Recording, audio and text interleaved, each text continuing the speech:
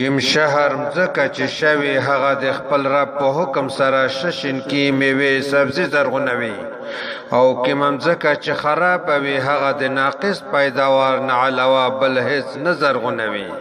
دغه شان میج آیاتنا نقش بار بار پیش کوي د هغه خلک قوم د پورا چې هغه شکر استن کې دي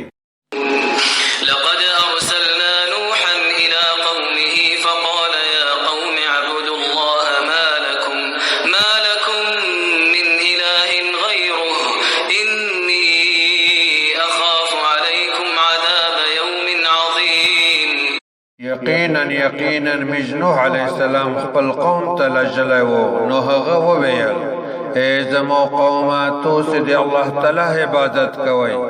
توسې د پورا د هغه نه سوا بل هیڅ برحق معبود نشته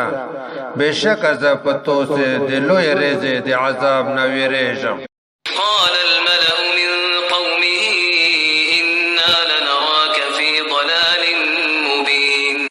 هغه د قوم سرداران وویل بشک مشتو لازما پشکارا گمراهی کې وینو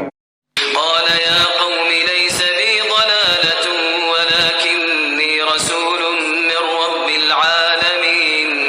نوح علیہ السلام وویل ای زمو قومه په مو کې هیڅ گمراهی نشته او لیکن زه د رب العالمین رسول یم أبلغكم رسالات ربي وأنصح لكم وأعلم من الله ما لا تعلمون توسې ته د خپل رب پیغامونه در رسوم او د توسې خیر خواهی کوم او زه د الله تعالی له طرفه په هغه څه پوهېږم چې توسې پرې نه پوهېږئ أو عجبتم أن جاءكم ذكر من ربكم على رجل منكم لينذركم ولتتقوا ولعلكم ترحمون آیا توسې په دې تعجب کوئ چې توسې ته د خپل رب له طرفه نصیحت روغی په داسې سړی چې له توسې څخه دی د دې د پوره چې توسې وویروي او د دې د پوره چې توسې پرهیزګاره شي او د دې د پوره چې په توسې رحم وکړی شي فكذبوه فأنجيناه والذين معه في الفلك وأغرقنا الذين كذبوا بآياتنا إنهم كانوا قوما عمين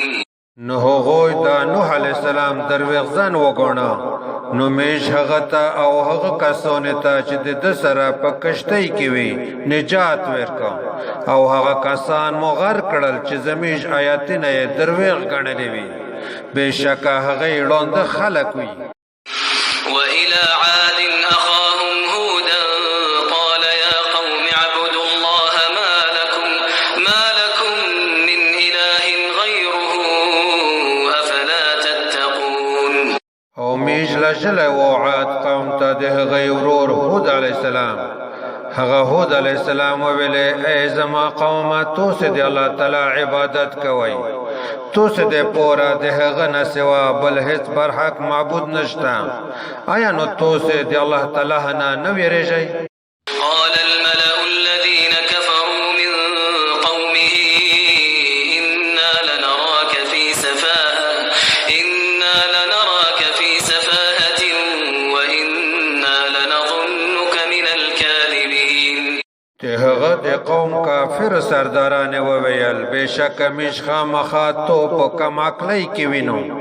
او بشک میش خامخا په تو ګمان کوي له دروغجنانو څخه قال يا قوم ليس بي سفاهة ولكني رسول من رب العالمين هود علیہ السلام ویل ای زمو قومه په مو کې هیڅ کم عقلتیا نشته او لیکن زه د رب العالمین رسول یم